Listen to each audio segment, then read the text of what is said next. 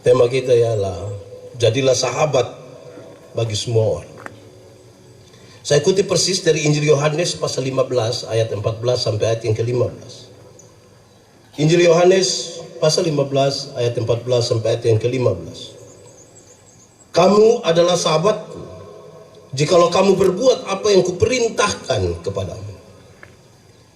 Aku tidak menyebut kamu lagi hamba, sebab hamba tidak tahu apa yang diperbuat oleh tuannya.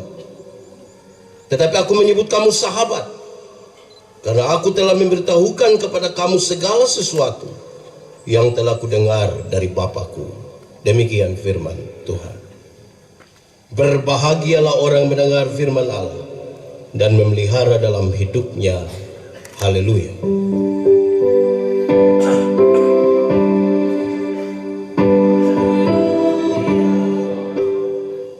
Dalam semangat tema persahabatan ini, saya ingin mulai dengan mengatakan begini. Saudara-saudara, seperti sekolah, persahabatan itu pun bertingkat-tingkat.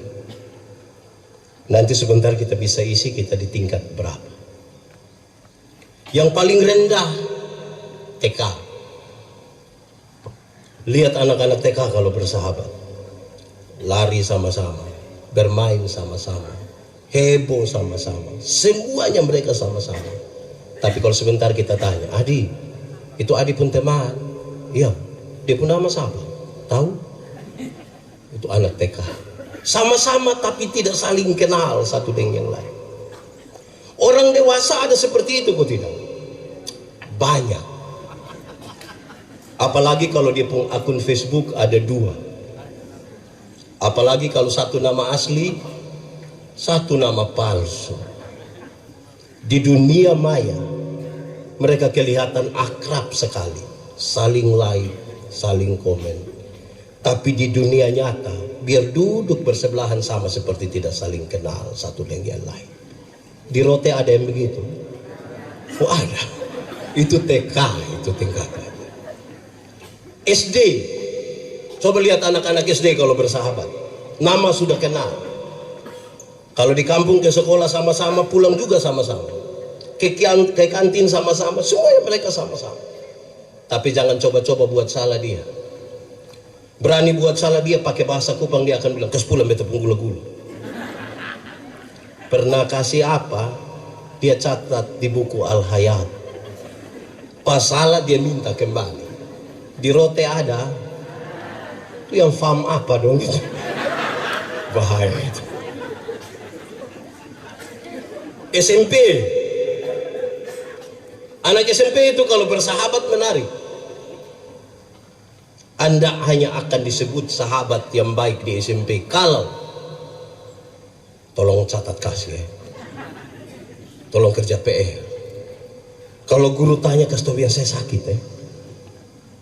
Asas manfaat yang dia pakai dalam persahabatan.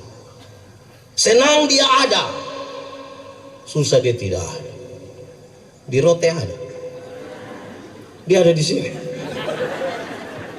Itu anak SMP itu bersahabat. Anak SMA kalau bersahabat menarik.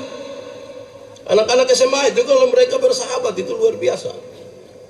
Kenapa saudara-saudara? Setiap saat hanya ingin ketemu, setiap saat. Di sekolah sudah ketemu, pulang ke rumah, makan cepat-cepat, mandi cepat-cepat, mau ketemu lagi. Kalau orang tua tanya, di mana? Kerja tugas, Bang. Grup-grup WA yang paling heboh di dunia adalah grup WA anak SMA, termasuk alumni SMA. Alumni SMA satu loba lain itu mau ketemu tiap hari. Reuni apa yang terlalu? Di Rote juga ada ya? Kuliah. Coba lihat anak-anak kuliah bersahabat. Ini luar biasa. Susah sama-sama, senang juga sama-sama. Bahkan makanan mereka juga sama. Super mie. Saking akrabnya mereka bisa baku tukar celana itu. Itu biar tidak lulus semua mata kuliah, tapi kalau demo, don dua paling depan. Di Rote ada. Tahu alumni mana itu? Nanti setelah kuliah, ketika saudara menikah, saudara-saudara, persahabatan itu selalu akan memberi pilihan. Saudara silakan punya sahabat akrab, tapi setelah menikah pasti berubah. Yang belum menikah tidak usah renungkan, karena nanti menikah dulu baru saudara bisa tahu di perubahan. Kalau sudah menikah yang ibu-ibu itu, kalau kita janji, "Boy, ketemu kau di sabar dulu." Kenapa? Sibuk? Tidak. Lalu saya kasih tahu sepupu suami dulu. Kasih tahu saja ini teman lama. Sepupu suami tidak bisa. Tidak bisa bagaimana? Sepupu suami itu kita baru ketemu teman barang 20 menit. Tiba-tiba dia SMS. Tiba-tiba dia WA. Kalimatnya sepotong saja. Tidur di situ.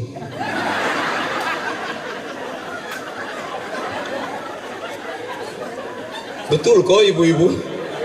Ya. Masalah itu ya.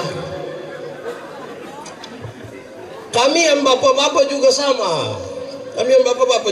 Kalau sudah menikah itu, kalau teman-teman janji, "Pak, ketemu kok." Tunggu dulu. Sibuk? Tidak. Lalu saya kasih tahu istri. Takut istri? Tidak. Kami hargai istri lah. Terus saya mau kasih tahu, "Mama, saya ketemu teman dulu." "Siapa?" "Kawan." "Cepat ya." Kami baru ketemu 20 menit, tiba-tiba HP bunyi. Ibu yang telepon. Mau ambil, salah. Tidak ambil. Tahu juga ya. Tidak ambil lebih salah. Kalau sampai ambil, ibu hanya ucapkan 3 suku kata. Pas kita ambil, ibu langsung bilang, itu cek posisi. Belum kasih tahu tempat, ibu langsung bilang, "Deng."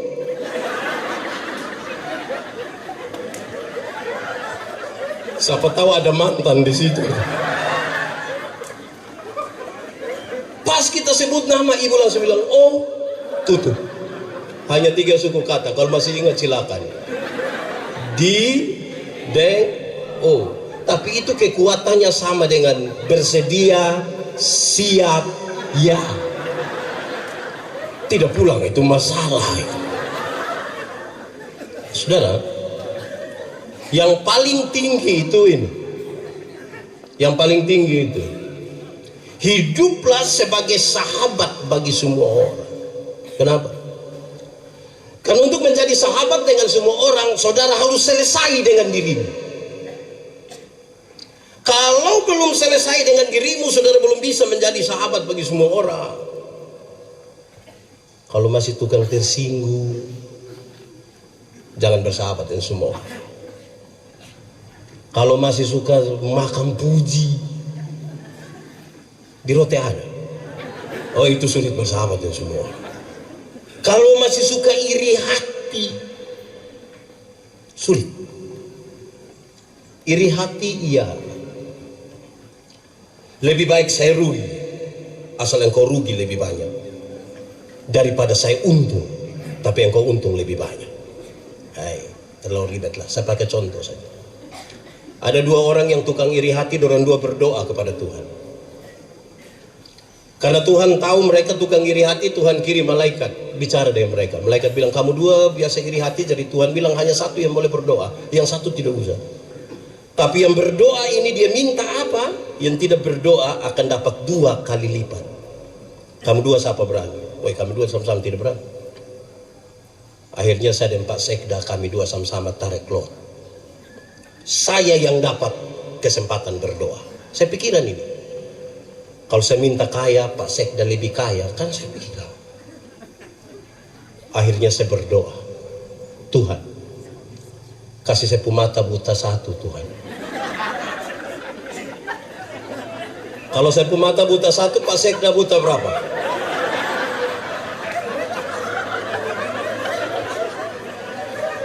Buta 1 rugi kok tidak? Rugi kok tidak? Tapi lebih senang lihat orang buta 2 toh. Sebentar saudara pulang dari sini, ada orang bawa motor hampir tabrak kita dari belakang, kita silih sedikit, dia lewat 20 meter, dia jatuh. Kita bilang apa? Mampus. Cek pita kita pun bapak yang jatuh. Senang sekali lihat orang susah dan susah sekali lihat orang di rote juada. Tahu dia pakai baju warna apa? Orang begini sulit berjumpa dengan semua orang. Kenapa saudara-saudara? Dalam perjumpaan dengan semua orang kita bergumul dengan 3 hal yang serius. Dan itu harusnya selesai dulu dengan diri. 1. Dalam perjumpaan menjadi sahabat bagi semua orang, kita bergumul dengan apa yang disebut dengan nama rahasia. Saudara, kalau masih ada sahabat sampai hari ini akrab, pasti saudara punya rahasia. Istri tidak tahu, suami tidak tahu, tapi sahabat tahu. Saya mau kasih 2 catatan ringan. 1, saudara, kalau sudah terlalu rahasia antara 2 sahabat, itu biasanya negatif. Kalau sudah terlalu rahasia itu negatif. Apalagi kalau duduk sama-sama istri suami, tiba-tiba ada yang telepon, dia sengaja bangun pindah sedikit baru dia bilang halo. Halo. Di rote ada. Itu Pak ada duduk di situ.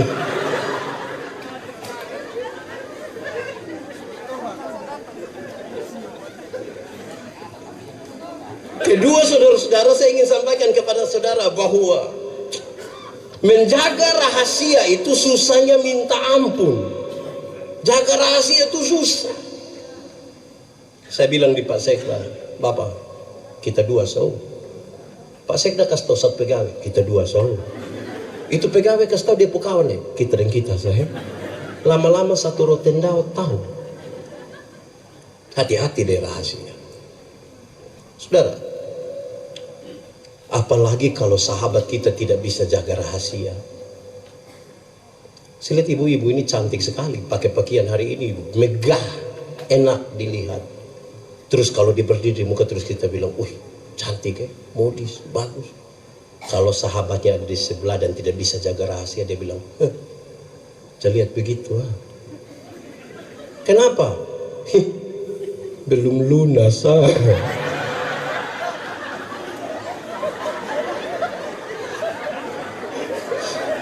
Kau tahu dari mana? Waktu beli itu kita sama-sama. Tapi ibu-ibu puluh semua yang ini dong. Jadi kalau tidak bisa jaga rahasia itu berat dalam sebuah persahabatan. Kedua, saudara-saudara, saya ingin sampaikan kepada saudara bahwa menjadi sahabat semua orang itu kita bergumul dengan yang kedua adalah pengampunan. Makin berjumpa dengan banyak orang harus makin meluaskan hati untuk bisa mengampuni. Kenapa? Karena akan banyak orang tidak memuaskan saudara. Semakin banyak yang kita ketemu, semakin banyak tidak akan memuaskan hati saudara. Saudara bisa sakit itu kalau tidak mengampuni. Kita di rumah yang bapak 1, mama 1, anak 2 orang saja, 1 bikin jengkel 1. Itu hanya 4 orang. Kadang-kadang suami bilang di istri, istri bilang di suami, saya baru tahu lu ini. Itu hanya 4 orang. Apalagi kita beda partai. Apalagi kalau kita punya kepentingan politis yang beda. Kalau tidak siap hati untuk mengampuni, saya kira saudara orang yang paling malang di dunia. Saudara, lalu mengampuni itu apa? Mengampuni itu bukan usaha untuk melupakan masalah. Makin sakit hati makin tidak bisa melupakan. Lalu mengampuni Allah, membebaskan diri, menyambut itu orang, menyambut kesalahannya sambil siap hati besok dia bikin kesalahan baru. Karena itu di dalam pengampunan tidak boleh ada ini kalimat. Ingat, pertama dan terakhir, tidak boleh. Berapa kali harus mengampuni? Alkitab bilang 70 kali 7 kali. Bukan soal 490 kali. Angka 7 dalam Alkitab selalu bermakna sempurna. Mengampunilah terus menerus, karena engkau akan berjumpa dengan banyak orang tiap-tiap waktu. Ketiga, dalam pengampunan, dalam persahabatan dengan semua orang, kita bergumul dengan apa yang disebut dengan nama waktu luang. Waktu luang. Kami bapak-bapak ini kalau ketemu teman barang 30 menit, tiba-tiba satu akan ngomong begini. Pakai bahasa Kupang dia akan bilang begini. Duduk begini-begini sako. Kosong-kosong sah. Lihat satu dulu. Lama-lama satu kerat itu. Itu kalau kami yang bapak-bapak. Saya mau tanya yang ibu-ibu. Ibu-ibu kalau ketemu sahabat barang setengah jam, omong apa? Omong apa ibu-ibu? Berdoa. Ibu-ibu itu kalau ketemu sahabat barang setengah jam itu ada yang angkat kalimat menarik. Kalau dia mulai dengan kalimat ini, ada dengar kok tidak. Kalau dia mulai dengan ada dengar kok tidak, kita tidak tahu siapa korban berikutnya. Hati-hati dengan waktu luang. Di Kupang itu, lampu merah di Komdak itu hanya 1 menit sampai 1,5 menit. Kita dengan motor sampai pas lampu merah kita berhenti. Lihat di papan reklame ada mobil warna hitam, ada perempuan pakai baju merah. Kita lihat itu perempuan hanya lihat ke kita, bukan lihat ke orang lain. Beberapa detik kemudian kita lihat perempuan itu turun dari papan itu jalan menuju kita. Beberapa detik kemudian kita dengar dia panggil kita pun nama. Beberapa detik kemudian kita rasa dia mulai pegang kita pun tangan. Beberapa detik kemudian orang-orang bilang, wah jangan sudah. Dasar tangan. 1 menit di lampu merah saja pikiran kita bisa kemana-mana. Apalagi kalau belum bisa tidur setengah jam. Hati-hati. Kejahatan itu tidak terjadi serta-merta. Kejahatan itu dibuahi di sini, dibuahi di sini. Tiap-tiap saat. Yang kita belum bisa tidur kalau lihat-lihat loteng tiba-tiba. Saya ada ide. Terus dia online, dia bikin status. Sudah jam 12:45 tapi mata belum bisa tertutup. Ada yang komen kok tidak? Minta nomor WA kok tidak? Saudara, sebelum kita masuk pada teks ini baru pengantar. Dua alat refleksi buat kita tentang persahabatan. Pertama, waktu. Tentang waktu ada ungkapan tua bilang begini, waktu adalah sahabat terbaikku. Waktu adalah sahabat terbaikku karena dia menyertai perjalananku sampai aku mati. Waktu itu tidak akan pernah meninggalkan kita 1 detik pun. Dia sahabat terbaik.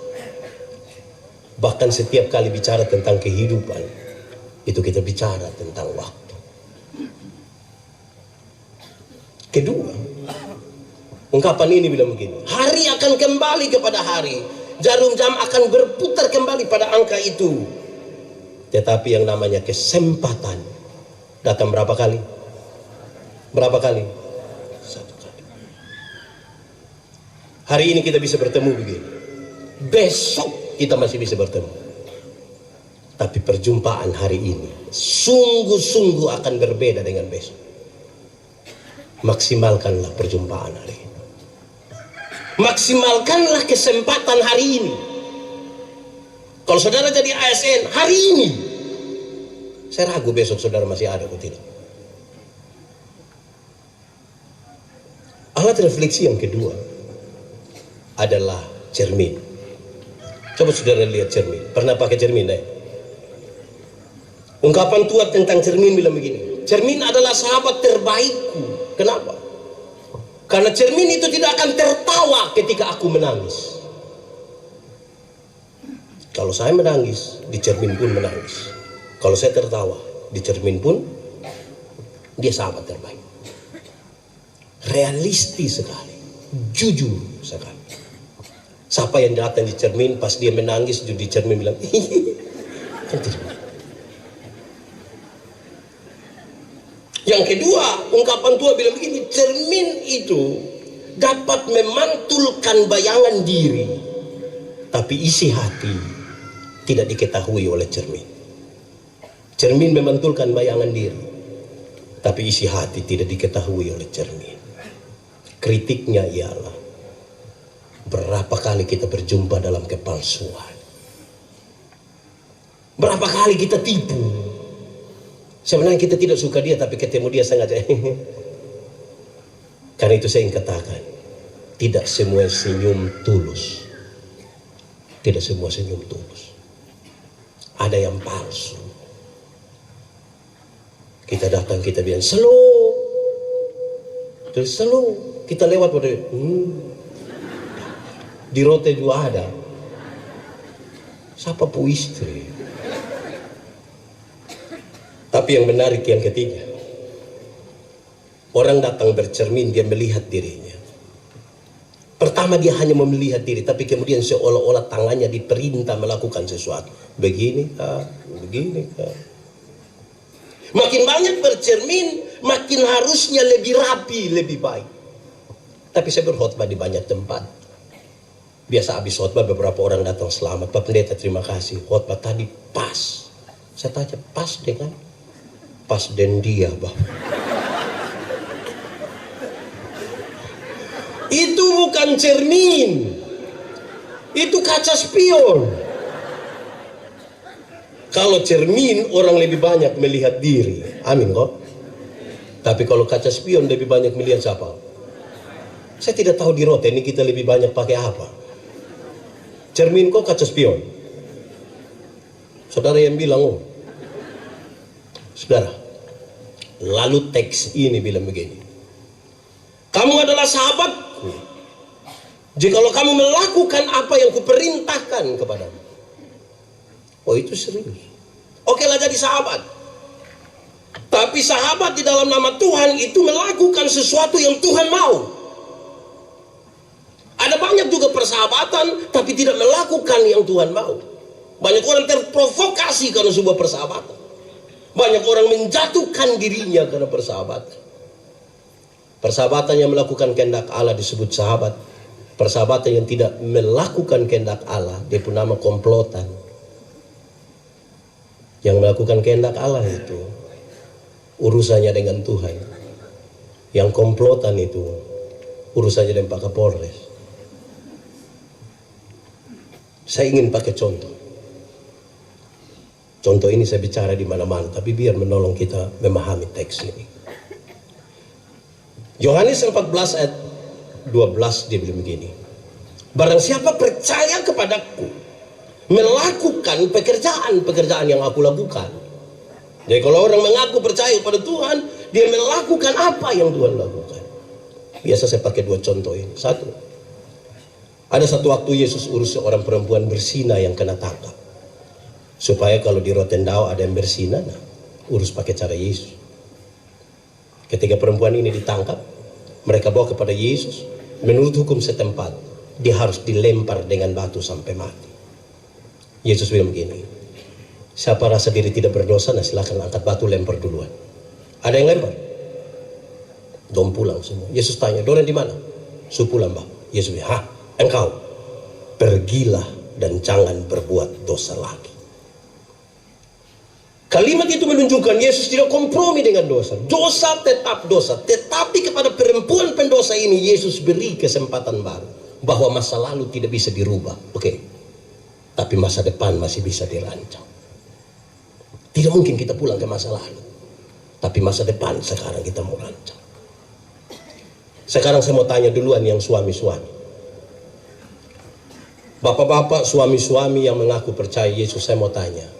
Satu saat tahu kalau mama selingkuh, istri selingkuh, bisa urus pakai cara Yesus. Cari mama, kau bilang, boi, pergilah dan jangan berbuat dosa lagi. Bisa? Wih, saya yakin berat itu. Separuh akan bilang, mama pergilah dan jangan pulang lagi. Pipi terus. Yang ibu-ibu saya mau tanya, Ibu-ibu satu saat tahu suami selingkuh bisa urus pakai cara Yesus. Bisa. Cari suami kau bilang, "Papa, pergilah dan jangan berbuat dosa lagi." Pasti bab tua bilang, "Puji Tuhan." Banyak ibu-ibu tidak begitu, apalagi kalau mereka punya gaji sendiri, tahu suami selingkuh, dia berdiri di pintu baru dia bilang begini, "Lu kira lu sendiri yang bisa?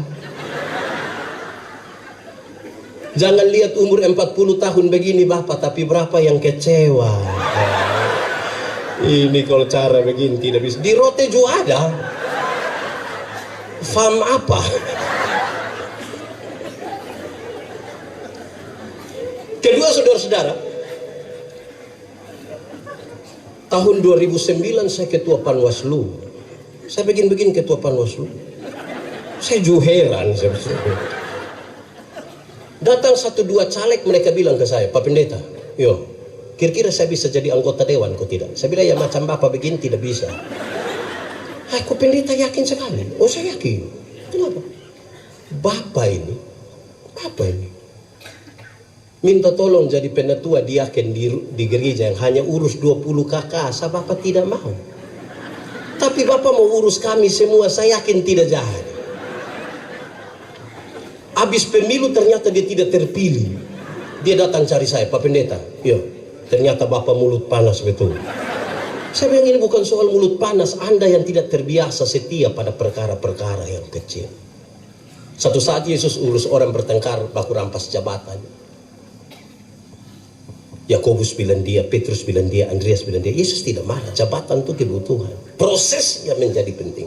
Yesus ambil satu anak kecil, taruh di antara mereka. Terus Yesus bilang begini, "Barang siapa mau menjadi yang terbesar di antara kamu, hendaklah dia menjadi yang selesai." Tidak pakai pendekatan dengan sekda.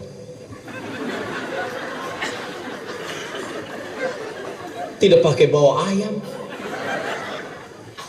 Bukan mau pemilu baru datang kau bilang, "Kita dua saudara." Wah, saudara apa muka beda? Setia dulu pada perkara-perkara yang kecil, saudara. Lakukanlah, tanggung jawab. Tadi saya kira ikrar itu bagus sekali. Kecil, sederhana, tapi punya nilai. Saya mau tanya saudara, boleh jawab. Kalau dapat uang 1 miliar ini hari, kira-kira buat apa? Dapat uang 1 miliar, kira-kira buat apa? Kasih orang susah kok tidak? Saya rasa saudara berat sekali. Saya kalau dapat uang 1 miliar ini hari, semuanya saya kasih orang susah. Semuanya saya kasih. Nanti pendeta dapat apa? Nanti baru menghayal lah ya. Saudara, ini baru menghayal, saya susah kikir. Baru menghayal ini. Uang belum ada ini. Baru menghayal, saudara susah kikir begini. Saya yakin saudara nanti susah ini. Tidak susah jadi orang kaya nih. Belajar setia dulu pada hal-hal kecil. Saudara kalau tidak menyelesaikan hal-hal kecil dalam hidupmu, perjumpaan dengan orang lain itu saudara sebuah kemustahilan. Kedua, saudara-saudara, saya ingin bilang pada saudara, Yesus bilang begini, "Aku tidak lagi menyebut kamu hamba, tapi aku menyebut kamu," ini kalimat serius. Kenapa? Di zaman itu hamba itu kelasnya sama persis dengan binatang peliharaan. Bahkan nasib dari binatang peliharaan jauh lebih baik dari nasib para hamba. Binatang peliharaan itu kalau sakit, dorang bawa untuk rawat. Tapi kalau hamba sakit, mereka biarkan. Mau mati itu tidak apa-apa. Yesus menyatakan kalimat, "Aku tidak lagi menyebut kamu hamba, tapi aku menyebut kamu sahabat."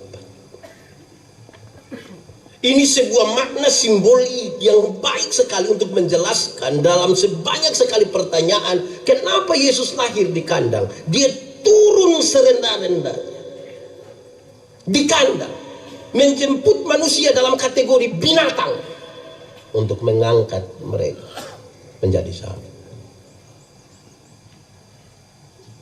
Persahabatan itu mengangkat, bukan menjatuhkan. Membuat sukses sebuah persahabatan. Dan karena itu saudara saudara, kalimat ini menjadi serius. Untuk menegur kesalahanmu, aku tidak harus menjadi musuh. Tidak usah. Saudara mau oposisi silakan, tapi persahabatan jauh lebih kuat dari itu.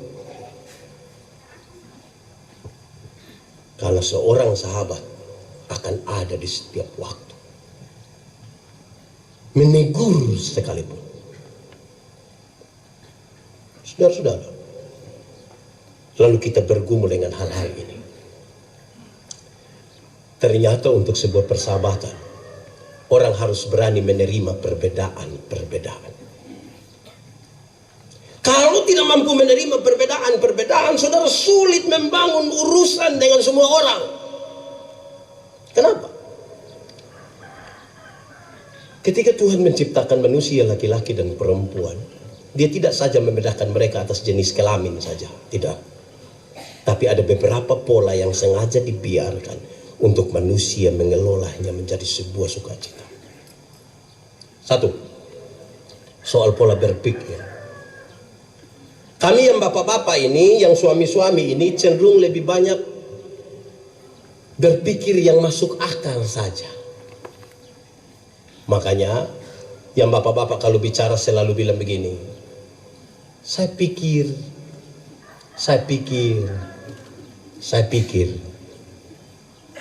Tapi yang ibu-ibu, yang perempuan lebih banyak pakai apa? Makanya ibu-ibu kalau bicara selalu bilang, saya rasa.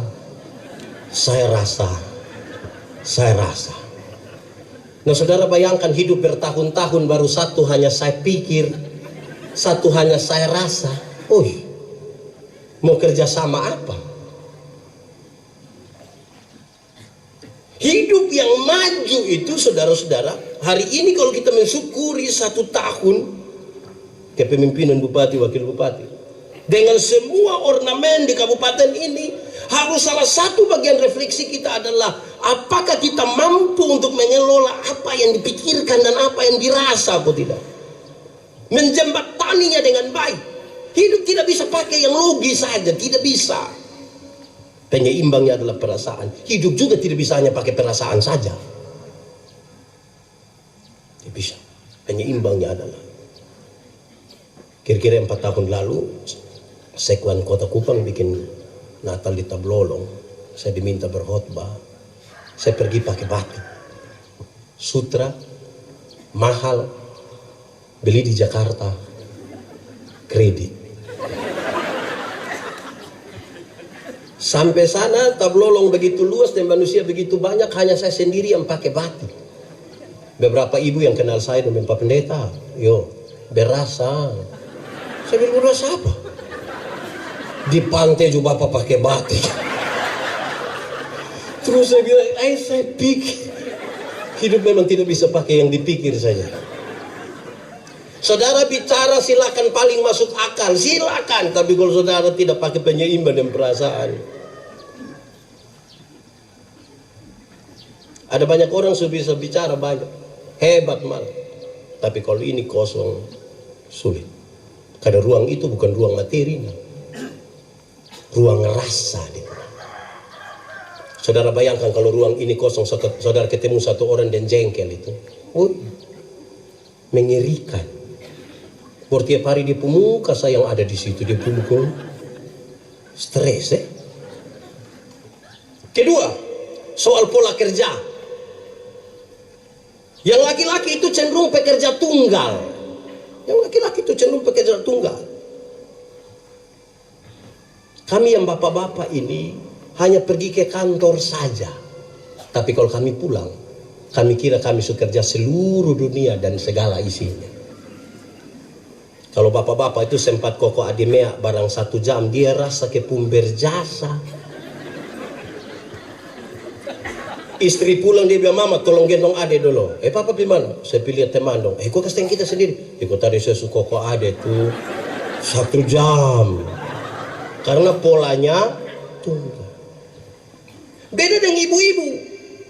Ibu-ibu itu bangun pagi itu bisa langsung masak, bisa langsung setrika, siap anak-anak sekolah, siap bapak-bapak pergi ke kantor, siap makan, siap minum sambil foto, bikin status, semua. Saya kadang-kadang pusing, dong tangan berapa ini?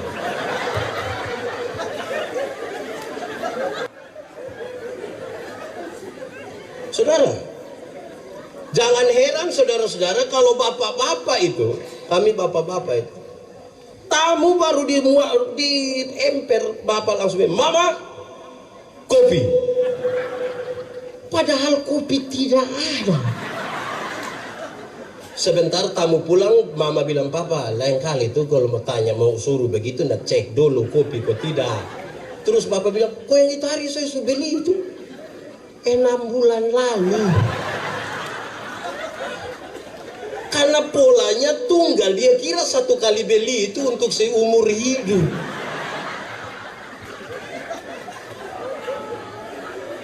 Pola ini untuk dikelola. Jadi Tuhan kasih beda-beda tuh baik. Jangan tak ceke dengan itu perbedaan.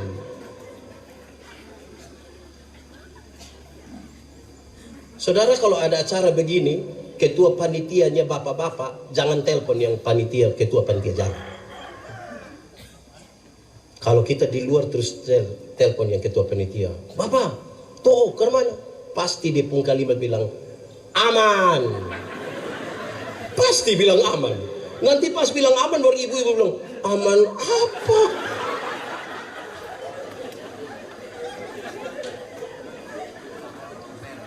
Ibu-ibu tuh lebih detail. Kita kira kalau buat habis tank semua aman. Kerja masih banyak. Jadi jangan bicara sesuatu yang logis, kemudian kita kira persoalan selesai. Yang detail belum. Yang detail belum. Detail itu serius. Ketiga, soal komunikasi. Laki-laki itu cenderung pendiam. Sebuah penelitian bilang seorang laki-laki kalau bicara satu hari kira-kira 7.000 kata. Berapa ribu? 7.000. Tapi seorang perempuan kalau bicara satu hari minimal sekurang-kurangnya 21.000 kata. Bapak 7.000, mama berapa? Pagi-pagi bapak supi kantor, anak-anak semua supi sekolah. Terus mama mau 21.000 dengan siapa? Aneh. Makasih. Bapak biasa pulang kantor jam berapa? Jam 2. Mama rencana mau kasih keluar yang 3.000. Mama sambut di pintu. Mama bilang, "Pak." Terus bapak bilang, "Hah? Di kantor tadi baik." Terus papa bilang, "Lu kepala kantor." Kalau pola komunikasi kita macam begini, saudara-saudara, jangan heran kalau satu saat ketika kita pulang itu mama ada di tetangga dong sambil tede-tede kutu itu kasih habis yang 21.000. Menara Babel itu tidak selesai dibangun bukan karena kurang uang, bukan karena kurang materi, bukan karena kurang tenaga kerja, hanya karena terputusnya komunikasi di antara mereka. Kalau saudara tidak mampu membangun komunikasi yang baik, saudara bukan sahabat yang baik, saudara lawan. Saudara hanya sekedar mencari-cari kesalahan. Tempat terbaik adalah apa? Pesta, meja makan, acara seperti ini. Duduklah bersama-sama. Rumah tangga tuh kalau duduk bersama-sama tuh menari. Di meja makan bapak tanya mama, "Mama, yo, kenapa ini sayur garam semua?" Terus mama bilang, "Aduh pak, minta maaf, saya terlalu ingat papa tadi. Jadi saya kira papa garam nih yang saya angkat taruh-taruh." Yang penting komunikasi itu, jangan. Di meja makan itulah kesempatan tanya yang anak-anak, tanya yang laki-laki. Laki-laki, di sekolah tadi dapat berapa?" "Saya dapat 9 bapak." "Loh, sama kayak lu pembakar." Tanya yang nona, "Nona, di sekolah dapat berapa tadi?" "Aduh bapak, matematika susah kok, saya dapat 3 bapak." "Aduh, lu sama kayak lu pemama pun keluar." Tapi komunikasi itu menjadi penting. Saya bayangkan kalau kerja dari berbagai-bagai dinas segala macam yang ada di kabupaten bersama-sama dengan ini anggota dewan, kalau komunikasinya buruk, saudara membangun apa di Rotendao? Pilihlah kalimat-kalimat yang positif dengan maksud yang positif untuk komunikasi. Pilihlah kalimat-kalimat yang positif dengan maksud yang positif, karena semua kalimat positif itu belum tentu maksud baik. Tagal istri gue juga kita bilang, mama sayang dari mana? Saya di sini. Maksudnya kok dari jauh saya suka kelihatan. Kalimat positif, maksudnya juga tidak baik. Masa kok dari jauh saya suka kelihatan? Lu maksud apa?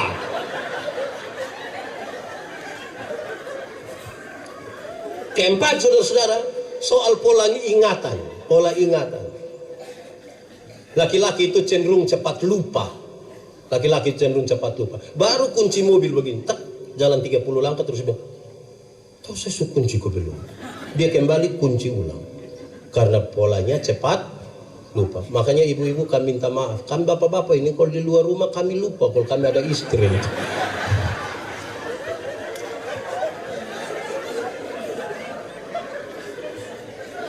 Maksudnya yang tugas-tugas dinas luar. Kadang-kadang maksudnya kami cerita dengan kawan dong sampai lupa kalau mama ada tunggu di rumah. Jangan terlalu negatif juga lah. Itu beda dengan ibu-ibu. Ibu-ibu itu ingatannya tajam sekali, setajam silet.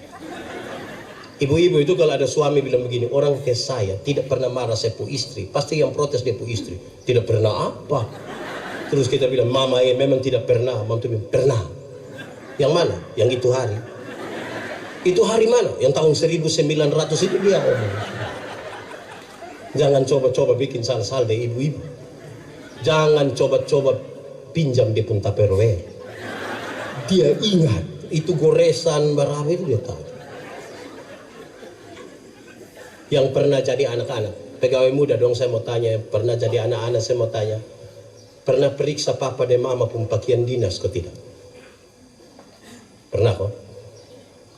Kalau periksa saku-saku dinas itu saya mau tanya, yang paling dapat uang paling sering kita dapat uang itu di bapak pun pakaian dinas atau mama punya? Bapak pasti lupa. 5.000, 10.000, 20, bapak lupa. Jangan coba-coba periksa di mama punya. Sia-sialah pekerjaanmu.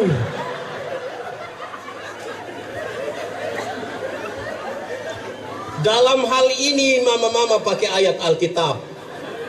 Di mana hartamu berada, di situ juga hati. Saudara, lalu bagaimana sekarang kita mengelola perbedaan yang sengaja dibiarkan? Saya suka bilang di mana-mana, saudara. Kelolalah perbedaan itu seperti makan kolak. Tahu kolak? Pernah makan kolak? Nah, kolak terdiri dari apa? Dari apa? Ubi, pisang, santan, gula. Sujadi dia nama? Waktu sujadi kolak kita makan pisang masih rasa pisang kok tidak? Masih. Tapi ada cita rasa baru yang ditambahkan sebagai bagian dari sebuah kebersamaan. Tidak ada upaya untuk saling menghilangkan satu dengan yang lain. Tapi bisa berkumpul bersama-sama di satu tempat yang dipunama panci. Bukan saya mau makan kolak dan saya makan ubi di sana. Habis pindah pi makan pisang di sana. Pindah lagi pi minum santan di sana. Baru terakhir datang duduk di atas kompor di sini.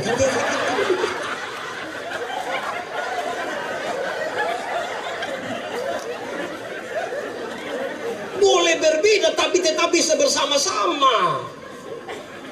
Jangan bikin diri inti. Cadangan saya cukup. Jangan kelola ini kebersamaan ini seperti minum kopi. Tahu kopi? Pernah minum kopi? Nah, kopi terdiri dari apa? Air panas, gula, kopi. Sujadi dia pun nama. Habis yang lain pula. Kopi itu terlalu egois. Kita semua tapi nama mesti dia. Kita semua menang. Teman yang terlalu mendominasi segala sesuatu tidak baik. Hendaklah yang seorang merasa yang lain itu penting. Penting. Persahabatan itu menolong kita untuk memahami nilai-nilai kemanusiaan. Karena seorang manusia tidak mungkin bisa tinggal sendiri. Itu tidak bisa. Alkitab mencatat dengan sangat baik. Kamu satu tubuh, anggotanya yang beda-beda. Mata karena dia mata, dia tidak lebih penting dari tangan. Semua penting. Siapa yang malam-malam perut sakit kok mau PWC, kaki bilang di perut, bilang perut. Jamarau. Kenapa? Bisa sendiri ya. Sama-sama. Alkitab bahkan bilang, kalau jarimu terluka, mata ikut menangis. Dan kalau mata menangis, tangan